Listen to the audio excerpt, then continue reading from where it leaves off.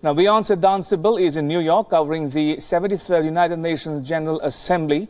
And now he is one of many journalists who have descended on New York to cover the annual event. And he sent us this report from the busy media center of the United Nations. Take a look.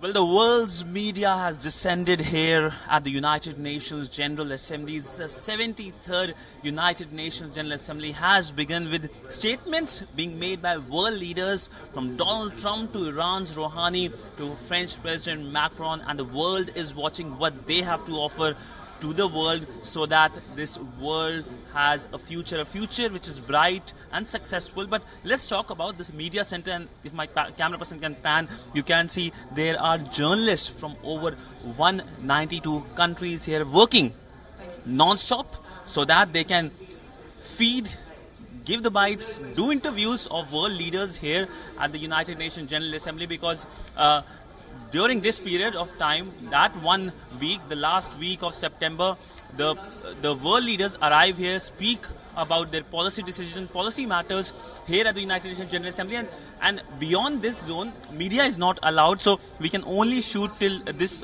portion in the media hall, and this rest, of course, the feed is given by the United Nations office. United Nations has a pretty strong information team that gives all the feed, all the live feed which is broadcasted around the world, statements made by world leaders, whether it's from India or from to Afghanistan to Russia. But let's talk about the staff. The staff is here.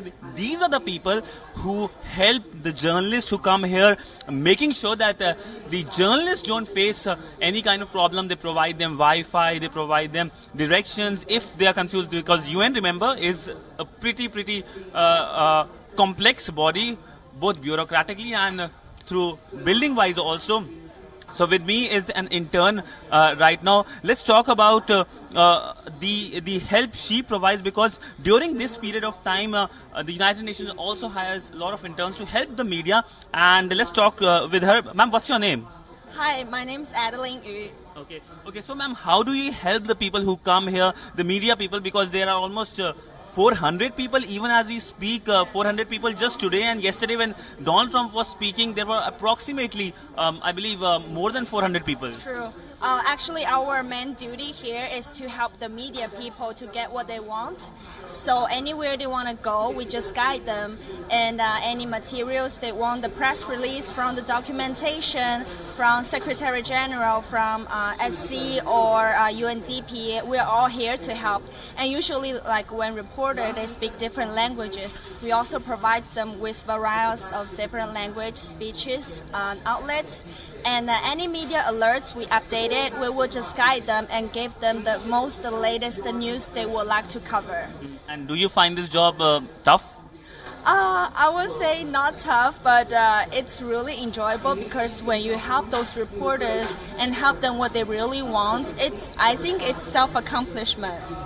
Self-accomplishment for ma'am, who is helping the people, who is helping the journalists who have arrived from different parts of the world, and the UN provides speeches in various languages. These are the languages, main languages of the United Nations. Of course, India wants Hindi to be made as one of the languages, the official languages. So you have English, French, Russian, Spanish, Chinese, and Arabic as one of the main languages. And whenever a leader speaks, the speech is translated automatically in these languages, the official languages of the United Nations. But this, of course, is the big event here. The media from across the world. You can find people here from countries like Marshall Islands to Canada to Belize to countries in the Scandinavia. So clearly, this is a mammoth task. And this requires a lot of hard work, and this happens annually. It, of course, benefits the economy of the city, New York City as well.